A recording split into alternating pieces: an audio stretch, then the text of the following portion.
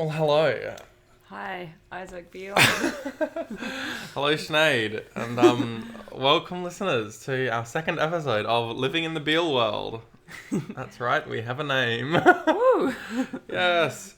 So last week, we sort of talked a bit about my kind of experience and story of growing up in a religious environment. And I think this week, it's on to you. Yep.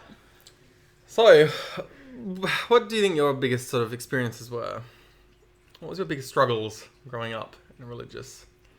Well, probably the biggest struggle was definitely living with all the people who our parents were trying to evangelize.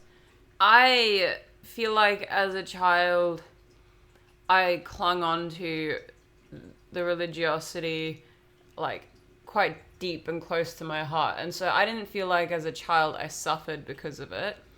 I mean, like, I think with you, because as you said, you felt like you were gay and so you were at odds with it. I was straight and I believed very heavily in what I was being taught. And so I don't think mentally I suffered like that, but definitely living with all the people our parents were evangelizing was a massive struggle. Yeah. And then probably the first major struggle where shit hit the fan for me was when we had one particular person my parents were trying to evangelize, and me and that person didn't get along. There was a lot of fighting. And I still remember being in the backyard, struggling so hard with this person in my house, getting so furious and angry, and Mum coming out to me and being like, Sinead, unless you learn to forgive right now, you are going to be struggling with unforgiveness for the rest of your life. Yeah. I remember, I do remember things like that as well, and where there'd be conflicts between potentially us kids and someone else that's potentially either staying with us at the time, or even just someone who's close, being visiting every day or whatever. But like someone where there was clearly no proper boundaries, and the person was being a complete asshole. Yeah, that's right. And then here I am being told to swallow my pride and say sorry, and this other person's just getting away with absolute garbage. That's right, completely not being addressed. And every time you would bring up the obvious shitty behavior, it was, oh, but think about how they have no family, no friends. If you were just a little patient, it would be a great blessing to this human being in their life. Like, just constant gaslighting for you being uncomfortable with your house constantly being invaded with antisocial people. Yeah, definitely. Yeah. And on one side, like, I absolutely carried the vision of loving these people. And so that's, I guess, why it worked. The guilt tripping worked. Because I absolutely did want to bless people and be loving and open my home and all of that kind of stuff. But I was absolutely not equipped with the tools for dealing with these kinds of people. Yeah, that's right. And there was no kind of boundaries set. That's right, no proper boundaries. To be honest, as a kid, you kind of need your parents there. You need your parents to be on your side a little bit. That's right. With all of that, though, I mean, you're obviously not a Christian anymore. No. So you've moved out of that. What was kind of your process and journey stepping away from religion? So it all began with reading the Bible. As it does for so many. Yes. So I had just gotten married, which is a whole other episode. And I was struggling a lot in my relationship, so I turned to the Bible. And that's where it all began to go downhill, because I would read the Bible every night and I would pray every single day, based on those Bible verses, pray unceasingly and all that kind of stuff. And with the hopes that the Bible would provide me some wisdom, some guidance, and that the praying would help me get in touch with an external guide, because I felt so completely lost, and like all I needed was that external guide. And my problem was, every time I read the Bible, not only did I find it to be random and confusing, but the only verses which could have been interpreted to be something similar to my situation were downright unhelpful. Yeah. And not just unhelpful in a way that, like, maybe there's a bigger plan and I didn't understand. Of course, that's what I was telling myself. But every logical thing in me was going, this is so illogical. Yeah. This doesn't make sense. Even in a helpful way for my husband. Like, I mean, obviously in the Bible, submit to your husbands And the one that I was given from a pastor was, wherever your husband goes, you go with him, you know, instead of expecting him to come with you. Yeah. Just these kinds of things. And I just remember thinking, like, the biggest issue in my relationship is the fact that I will not disagree with him. Like, I feel like if there was a space where I could have disagreed with my husband openly and proudly and loudly, it would have just solved so many issues. Yeah. Like, for him and me. Yeah. But instead, there's no thought or emphasis put on that. It's just, you know, all the submit and follow and forgive and all of that is the only thing that anybody can ever pull out the Bible when it comes to women's roles and stuff. And it's just so impractical, and it isn't helpful for him as much as it isn't helpful for me. And the other thing I found really difficult was I would read other books, even, and of course only ones written by Christians, because that's the way I was raised, and it's the only thing I can read. And I would just find them so much more insightful and helpful. And on one side, again, I would tell myself, oh, it's because they had the religion's inspiration. But on the other side, I was like, this clearly has nothing to do with what I'm reading in the Bible. This clearly is a Western influence. It's so funny because I was just literally thinking that, you know, it's funny to see how much hypocrisy there is within, you know, the religious circles and things like that. With these people, you know, women act so independently and have disagreements and conversations, and honestly healthy disagreements and conversations with their husbands and things like that. And there's just not what the Bible is actually saying. No, it's so far. And people can say, oh, you're taking these verses out of the Bible, verses, you know, from the Bible out of context and things like that. But the issue is, when you're somebody who is, you know, a young person reading the Bible, you're not going to be able to look at all of this context or whatever and understand it. So it's kind of like, what's the point of having it there if it's not actually helpful? If it's not helpful. And that's exactly right, because I remember before that point, I had taken the larger story of Christianity, like the things that people preach, and the message our dad taught us, and the relationships displayed through other Christians. And I had taken that to be Christianity. And this was the first time I was going back to the original source and really realizing that there was nothing helpful and useful in the source. Literally nothing. And a lot of it, as I said, was extremely confusing. And it was just like, why am I reading this? Like, what is this? To be honest, like, my experience with the Bible, I mean, I read the Bible on and off for years growing up as well, and reading these different parts. But there's this, you're right. To be honest, I never got engaged in the Bible because it was always these stories that kind of had no relevance to me, made no sense often. And I was just like, there's so much more interesting stuff that I can learn about today that's clearly, obviously related to the real world today. So I'm just going to do that instead. And the other disconnect I really found with the Bible and the Bible stories, because you know, anybody could like a good story, and the Bible has a lot of stories in it. But I found this massive disconnect between cultural values. And like, I mean, for example, like I remember listening about how, you know, Avatar: Last Airbender, they're talking about how it was a flop in Asian cultures because at the end he puts his, what's his name? The firebending guy? Fire Lord Ozai. He puts Ozai in jail. And in an Asian culture, it doesn't matter what their father would have done, they would have made the story so that they reconciled.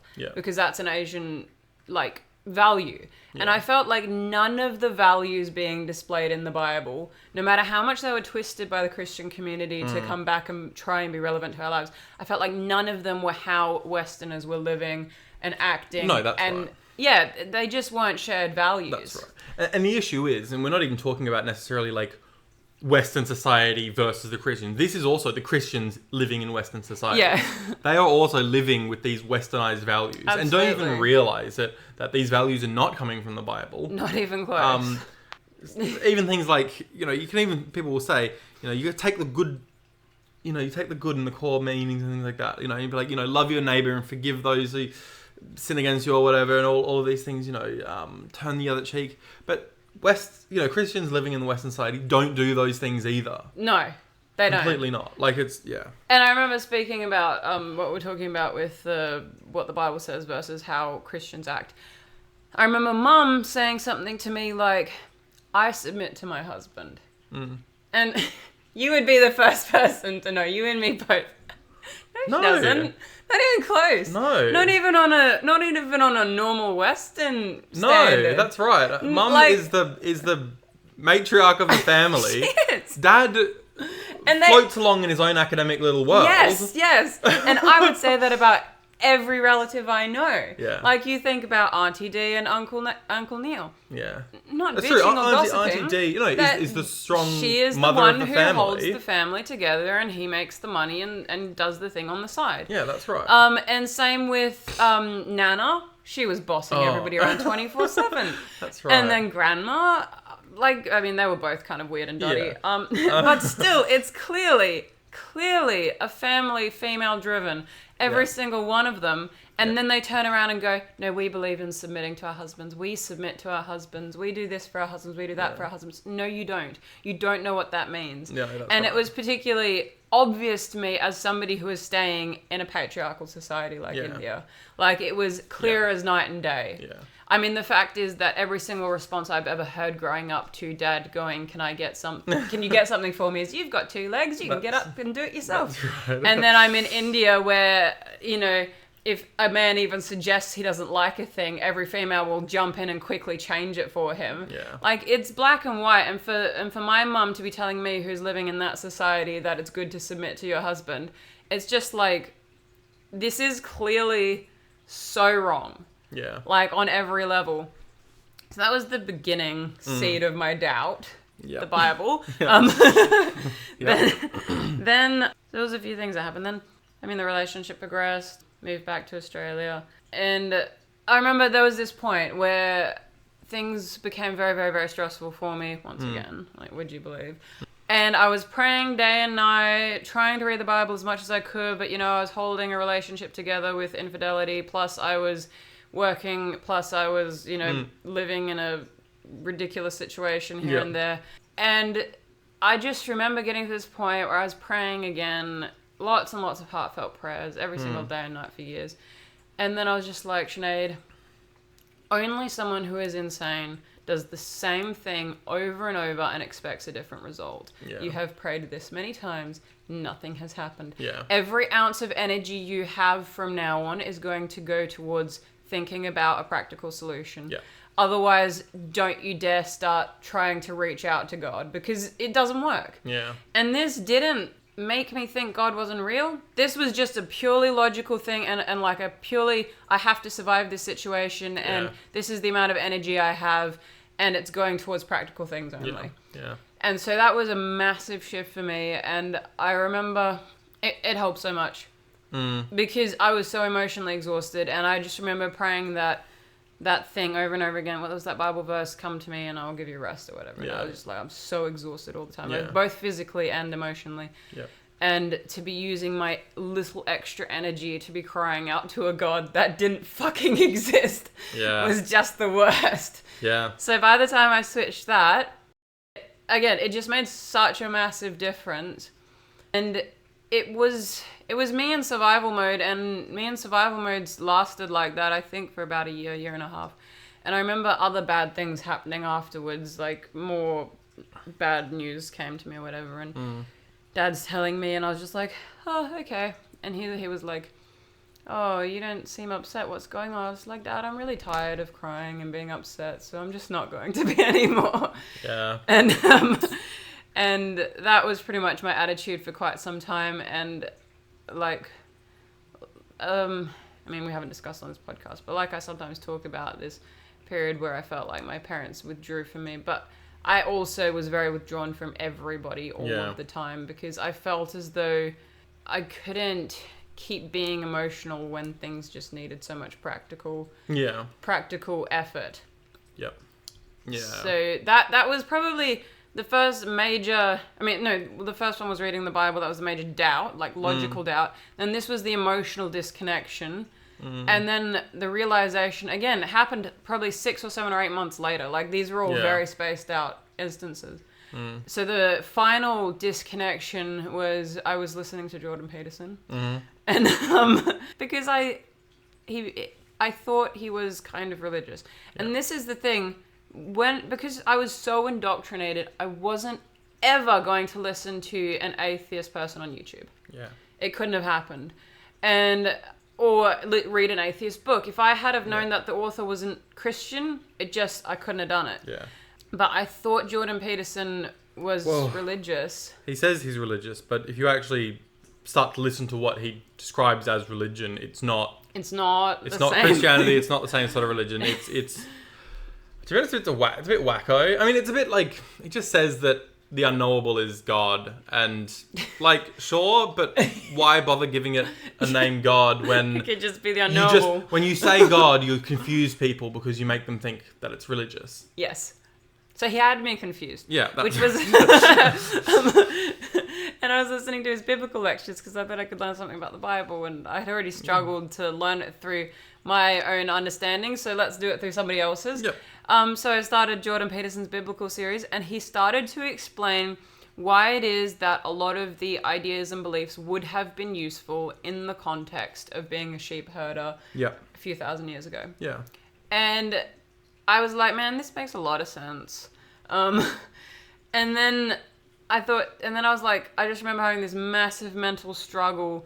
And finally I said to myself, well, just imagine for a second that this whole thing that you've been literally justifying constantly for years, imagine if it was just the construction of sheep herders. And as soon as I allowed myself to have that thought, I became an atheist and never went back. Yeah.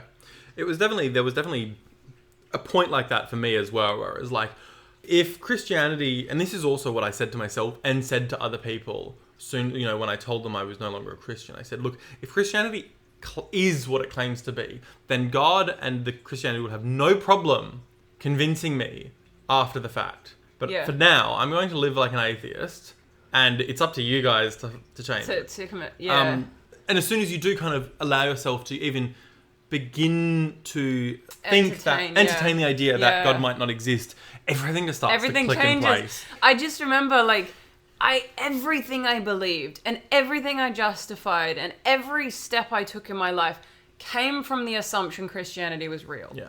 And it was the very first time in my entire life I had a thought that entertained the idea that maybe, possibly, it wasn't real. Yeah. And all I had to do was have that suggestion of a thought in my brain and entertain it for that split second. And everything made so much sense. Yeah. And everything became so clear. As I said, I never once doubted back. Not even for a second. Yeah.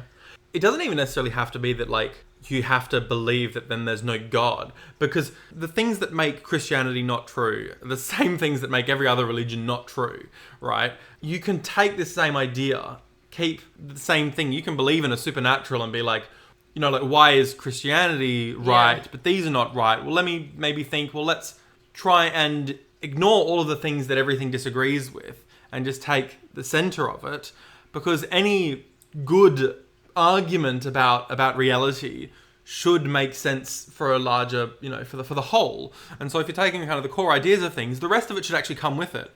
But the thing is, when you do just take the central ideas of any religion or life in general, religion doesn't come along with it. No. You kind of actually have to... You have to work really hard. Yeah, it's your preconceived ideas and then, trying to force yourself to kind of jump through these hoops to do it. Or, which I think what happens for a lot of people, they just don't have any reason not to think it because they've been told it by someone they trust or something like that. And so they just kind of take it along and don't question it. And then, because a lot of people I just don't think can be bothered questioning life. Which is fine, I guess. But, but then you're just opening yourself up to... Yes. In a sense, abuse and indoctrination. And indoctrination. Yes, and it was quite funny as well because actually I didn't tell anyone I was an atheist. I didn't know what life would look like as an atheist in my family and in my community. My friends were from Christian families as well. Yeah. But I remember I made a comment on Facebook one time, and that's how it became known to everyone. And then my friend's parents said to me, I can't believe you're an atheist. You're the one always posting on Facebook arguments and justifications for religion. Yeah. And I was like, I was doing that for the longest time because I had so many doubts, and then I would just think and think and think until I could think of a justification. And oftentimes, as I was making those posts justifying God, I was thinking, yeah, but if we took it one step forward, Yeah. that wouldn't make sense as well. But it would be enough to justify every single Christian in my community that I had thought very deeply about this. I was the same. And so often people, I remember like in the house church and things like that, people would, talk about you and I and stuff like that being like so strong in faith and Christianity and stuff like that. I was, but yeah. but the thing is, I kept thinking about, I was like, but like, I say these things, but I don't do them. Mm. You know what I mean? Like, I don't know, and like I kind of knew that I didn't believe them deep down either. Yeah. But again, it was the same thing. You just sort of post this stuff on Facebook or say this stuff to the people who expect to hear it and keep them happy. Yeah. I mean, for me, it was about, I think, like the posting on Facebook, it was like, okay, I've come up with this justification. And as I said, somewhere deep down, I can see that this doesn't logically track. Yeah. But I wouldn't entertain that idea. It was like, I really pushed it down. And the reason I was posting on Facebook is because I needed the social validation as well. Yeah. Yeah. It was like, not only did I try and mentally trick myself, I also need everyone to tell me I did a good job. Yeah. Like, yeah. it's so deep when you think about religion. It's just like... It's true. And yeah. Well, that's right, because it instills itself into the core of people. But yeah, I mean, I know for me, like you said, like coming out from Christianity, like realizing that the Bible makes a lot more sense in the context of uneducated sheep farmers. That was one thing, and like you said, that didn't necessarily logically track that God's not real or spirituality isn't real or anything else like that. But the thing is, in my mind, because of my emotional disconnection from a year before, or a year and a bit before, I was already in this mindset of only do what's practical, only do what's practical, only do what's practical. And so for me, the minute I didn't have to attach myself to the religion, there was no reason to think about spirituality or God or anything, because as you're trying to survive relationships and getting a job and trying to find somewhere stable to live, as you're trying to do those things, there is literally never a point where God is necessary. Yeah. Or religion or spirituality or any of it. That's right. It is like survival is such a physical thing. There is no need. Yeah. So I didn't think about that again for a very long time. I mean, obviously you say that, like, you made then some comments on Facebook, and that was sort of how people first realized, or people found out that you weren't Christian anymore. Obviously you sort of made up your mind with that. Was there any other point where you kind of like wanted to come out and tell people? I think I did tell my parents only because I didn't want them finding out on Facebook, because I thought that would be, like too. But other than that, when it came to anybody else in the larger public, I don't think I did have a major desire for anybody else to necessarily know. I mean, I feel like I keep most of my emotions quite close to my heart, like if it's important. Yeah. And obviously, the further away the event happened for me, the less I cared. Yeah. Because it wasn't emotionally driven anymore. But in the beginning, I don't really think I thought about that much. But I think Mum and Dad told the house church pretty much straight away. I mean, that was Mum and Dad's favourite thing to do, wasn't it? Put it on their prayer newsletter and get everyone to pray for us, or... I didn't mind that either, because it meant I didn't have to. Yeah. But I definitely, again, Shirley Lee's parents, they were the person her dad was the person who I was talking about where he said something. I really didn't want them to know. And I didn't see any reason why they would need to know. Because I wasn't a different person. Yeah. And I didn't have different values. I mean, my values did begin to change quite rapidly. But but my core values were the same. That's right. And the things that you were acting upon day to day. Yeah, very much the same. And the reaction I got was kind of what I assumed I would get from them, which was the first thing I did was tell their kids that they weren't allowed to hang out with me. Yeah. And then it was every time they showed any desire to hang out with me, I mean, they couldn't stop them hanging out with me because the kids would have torn down the house. Anytime they showed any desire to hang out with me or any joy that they have, they would be like guilted for that. Yeah. Like a character flaw. That you're finding somebody inspirational and helpful and enjoying the company who isn't religious, kind of thing. And the attitude about that was day and night from when I was religious. When I was religious, it was listen to Sinead. She's got good advice. Yeah. She's a good person to be around. Yeah. But it was day and night when I became non-religious. It was everything I did could be vilified in one way or another. Yeah. I remember sort of a bit of a similar but kind of opposite story. I mean, look, I don't know this story that well or whatever, but, you know, hearing about it or whatever, later on, like I remember at one point when Aaron was living in Queensland with our, you know, extended family and cousins over there, and like our auntie didn't want Nick hanging out with Aaron because he didn't want to influence, you know, because at the time Aaron was, you know, not living, you know, particularly Christian life or whatever, and being a bit, you know, crazy, doing some I remember Aaron's some stupid things. And it was funny because, you know, I think Auntie D was kind of worried that Nick would be influenced by that in some ways. But my understanding is that by the time that Aaron left, Nick was almost more religious than... Yeah. I think I can kind of understand, like, I think there was more than just religion happening. I think there was also a bit of a culture clash where our family kind of grew up in the poorer part of the suburbs with a lot of lower class people coming in and out. And Aaron dressed like that, and he probably did some naughty bad things. But he was very passionate on the religious side. And so, yes, Nick was being influenced to not be upright and proper. But then at the end, he ended up going to YWAM straight after Aaron left. Well, that's right. Because of the spiritual influence. But yeah. Interesting anyway. I don't know. Sadly, we had the opposite situation. Yeah. Not sadly. Sadly for them. Yeah, that's right. I don't think I ever kind of had an experience like that. I don't know, for me, I mean, look, I never really had anybody that was influencing. And also, I guess I never really had anybody that was worried about me in that sense. Like, even when people found out I wasn't religious anymore, nobody worried that I was going to influence their kids negatively. Just because I think they knew me. And they knew that, like, yes, I'm not religious, but I'm also loving and kind and sweet, and, you know, I don't do stupid things, and so what's there really to worry about? You know?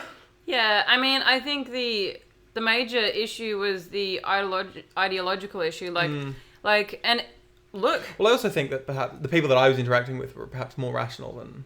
Yes, 100%, 100%. But look, sometimes I think to myself, they were actually right in their irrational beliefs. Yeah. Because the reality is we would spend hours and hours and hours and hours and hours together riding over the hills of Bajordan.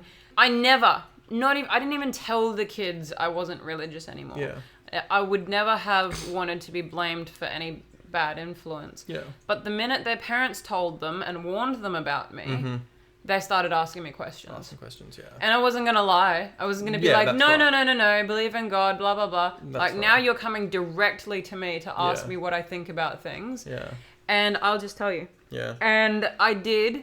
And what can I say? It was a non-religious influence over their small, squishy brains. Yeah. And, I mean, like I've said before, like, I think that kids who have somebody who is older than them, who they respect, like family, who isn't religious and is still kind and is still rational and is still living a moral life, is a massive detriment to indoctrinating children. Oh, completely, yeah. Yeah. Yeah. So they were not wrong in vilifying me as far as protecting their ideology goes. Yeah. But obviously it felt unfair, and it wasn't good for the kids, and it just made them appear irrational to their kids. Because again, I wasn't being irrational. But, to be fair, I think they were a bit irrational. Yeah. And look, I mean, I don't know this family very well, but I don't think they had much control over their kids anyway. No. And I mean, I always joked about this to the oldest, but I said to them, you know, when I met you, it was before I got married, so this was quite some time ago. I must have been like 16 years old, and they would have been like 12 and 13. And when I first met you, I said, I was so shocked by your lack of religious knowledge. I thought to myself, you wouldn't survive high school and still be religious. Yeah. And that was me completely religious. Yeah. But I was so indoctrinated so young, I knew it would happen. Yeah. Because I had other friends in youth group and stuff, and the ones that weren't being indoctrinated properly lost their faith in high school. Yeah. And I asked her questions about the Bible. She didn't know. Yeah. She would say random, overarching statements about God. God is this, God is that. And I was like, oh, no, actually, if you look in the Bible and find the exact verses about that, and you'll see that doesn't actually line up with the biblical God. And so I could tell by the way she talked and acted and the way her parents displayed religion to her that she was not going to survive high school as religious. Yeah. And her younger sister upheld the religion for longer, but did not uphold the lifestyle in any way, shape, or form. Yeah. And is still currently lenient towards her parents' religion, but does not have the same values. Yeah. 100%. Completely Western liberal values in every single sense. Yeah. And then the younger children, again, don't want to be spreading too much gossip, but I've heard that almost all of them are doubting faith, if not religious. Yeah. But again, wouldn't say it openly to their parents or Yeah. family members or anything like that. Yeah. And I remember, and this is a story that I've kind of heard in religious circles time and time again as well, is that, the people who leave the faith and stop believing are both to be honest, it's all of the kids, always. But I was going to say, it's like the kids of either the most religious people Yeah. or the least religious people. Yeah. The people in the middle, their kids are probably the safest. Yeah, that makes sense. I can think of another family in 2J whose mum at least was very spiritual, whose kids kind of went off the rails a little bit. And other families from house church and things like that, same sort of thing where it's There's always a lot of off the rails. Yeah, that's right. And off the rails off the religious rails. Yeah. That's not necessarily off the rails in like a Yeah. negative to society sense. Yeah. So what do you think you've sort of learned, I guess, from all of this? Or like, I don't know, is there anything you want to say to anybody listening? What I've learned is, I think it's kind of strange, but I'm grateful for my religious upbringing. I think there was a lot of things that were taught to me in my religious upbringing that I feel like my non-religious friends really missed out on. Yeah. Number one, I think would be I'm not really sure how to put this without it sounding horrible and authoritarian, but some kind of like respect for authority and respect for yourself or something like that was heavily drilled in, that I think is lacking in a lot of people I meet. And again, that sounds authoritarian and horrible, but when I meet people who are completely undisciplined and not caring about how they appear and how they treat other people and all that kind of stuff, I do feel like you're lacking. I kind of agree with that as well. And I remember like thinking, and I've said this before, like our parents were pretty good. Yeah, they're good in the parenting side of things, And I think if they weren't perhaps indoctrinating their children, they would have been very good parents. Yes, I agree. Because I see, other parents, I can think of, even for families from school and things like that, where parents are distant and kind of don't have a relationship at all with their kids, or it's a very much like a one-sided relationship, like you do all this for us and we'll do nothing for you sort of thing, or kids who just kind of have such a cold and lifeless relationship where kids swearing at their parents and things like that. Yes. And I just kept thinking, like, why would you do that to yourself? Yeah. It's a failing on the parents' part, really. Yeah. But for the kids as well, like, you're destroying this relationship that is potentially going to be such a lifeline later in life. Your parents should hopefully be there for you when you're going through the most difficult times, and also be there for you when, you're celebrating the best of times and things like that. And to kind of destroy that relationship willingly. Yeah. That's kind of a bit absurd. I guess the kind of thing about like that I'm saying with like the respect for authority and the trying to display yourself as upright and righteous, and like, I know there's the negative religious side, but there's also a side where it's like you would only want to engage with those morals if you had an authority figure who is worth trying to emulate. Like, if your parents were swearing at each other, fighting, disrespecting your time and all of that, then you wouldn't you wouldn't be able to grow up and think about those morals. So yeah, it comes back to the parents. But yeah, completely. I've been watching a lot of Super Nanny recently. Yeah. And I do think about that a lot. Like, I mean, I love Super Nanny, and sometimes she can seem a bit harsh and things like that. But I mean, she's only there for a short amount of time and needs to get a lot done. But yeah. It's so true. All the time, the parents at the start of the thing will be like, my children are crazy. I can't control my children. My child is rude and yet Super Nanny never does anything to do with the children. The only thing that she ever fixes is the parents. Yes. Because it's always the parents who start that sort of stuff. Yes. And so I think in terms of like being good human beings and having that kind of respect and things, our parents did a fairly good job at. They did a fairly good job. Other things I learned from a religious upbringing that I highly value, religion, well, our form of religion and our parents' form of religion did have a lot of critical thinking in it. And I say that, yes, indoctrinated, but compared to the kids I went to school with, the amount that I would have to think through, what is the meaning of life? Why do you do things? What is the reason that you would get up and act this certain way? My parents always had an answer or a story or something to kind of justify the way you're living. And so I was taught to think to justify the way I was living. Yeah. Whereas a lot of people just live because. Yes. Yeah.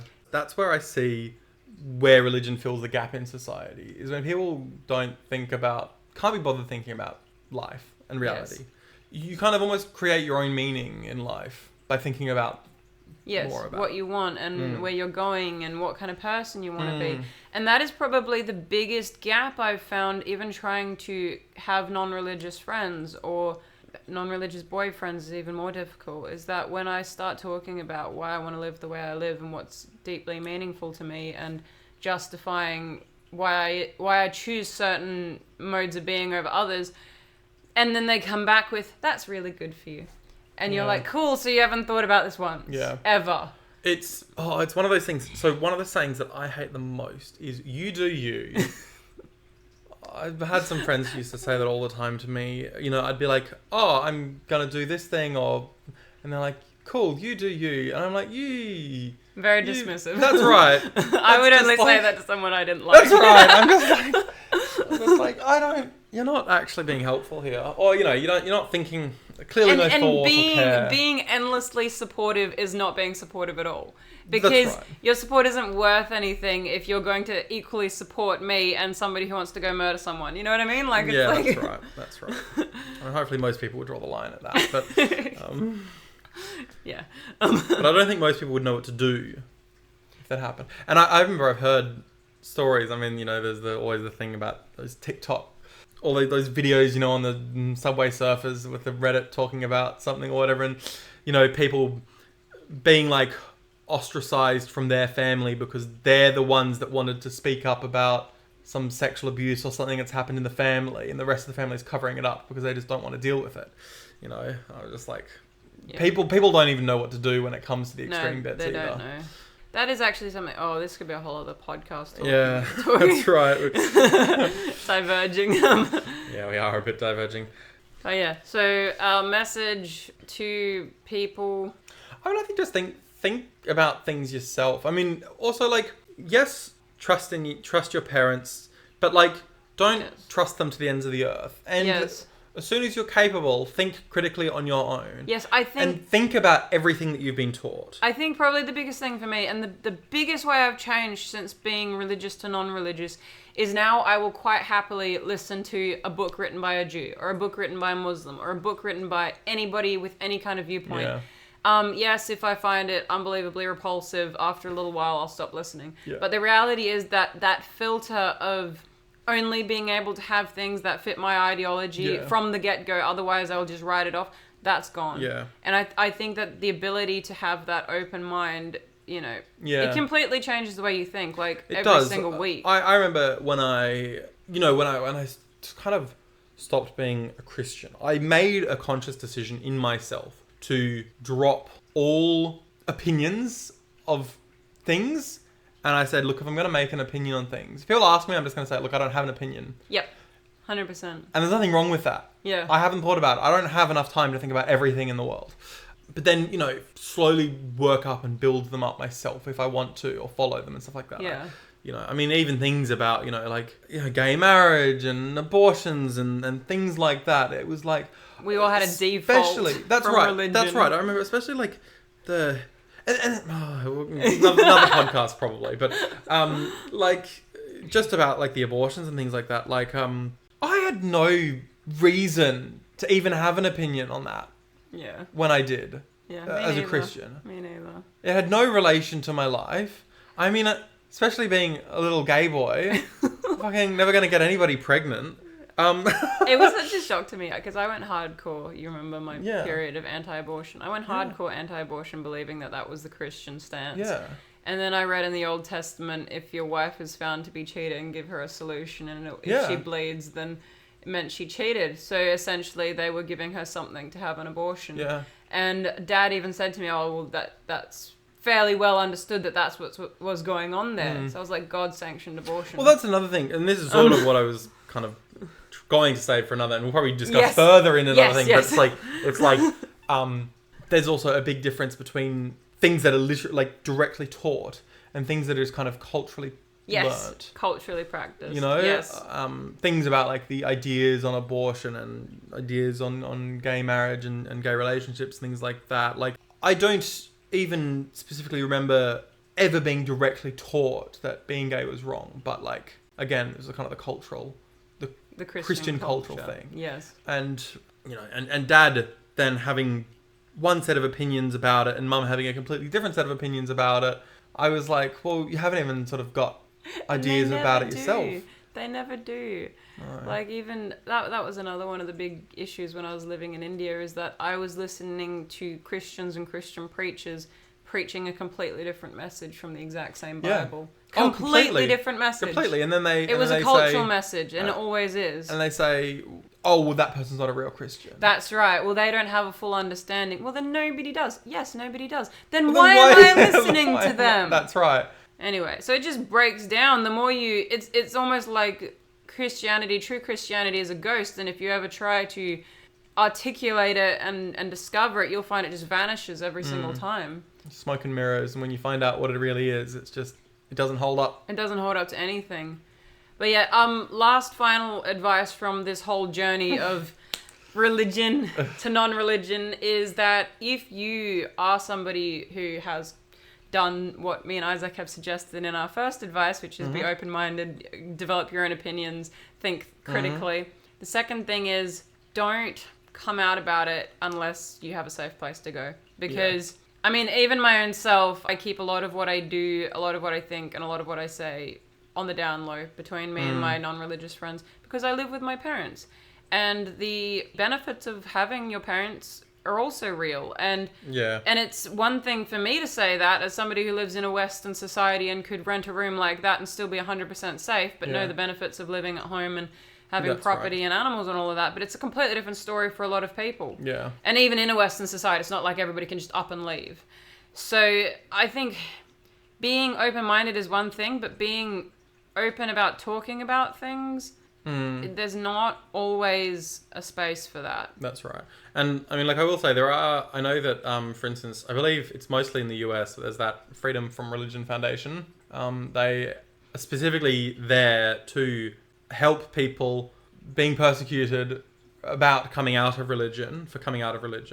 I don't know whether there's similar sort of groups and stuff. I'm sure there will be in Australia and other countries and things like that, or they might, Freedom from Religion Foundation might extend over those areas as well. But I don't know, that's a name that I've heard a few times. But yeah, it is so true, and it comes, same with coming out of religion or coming out queer or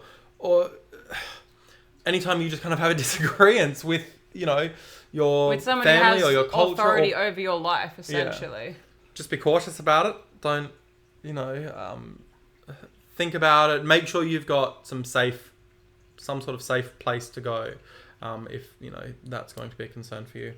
Anyway, on that happy note, I mean, look, hopefully things do end up good. I mean, it's worked out fairly well for you and I, and we both still have a relationship with our parents, albeit one where you cannot talk 100% openly about religion, but that's okay as well. There's so many other elements to have a relationship with somebody on. Yeah. So I feel like I still have a good relationship with my parents. So yeah, it's worked out well for us. Yeah. Won't for everyone. No, and look, it wasn't always easy along the way either. No. It's definitely something like Definitely we had wasn't to free work of judgment. on. And there's also, to be honest, there's nothing wrong with if it's too difficult to just not have a relationship with your parents as well, or you know, with your family, or you know, old friends and things like that. There's nothing wrong with just stepping away and being like, look, this is too hard for me to deal with. I'm not going to deal with this. Don't force yourself.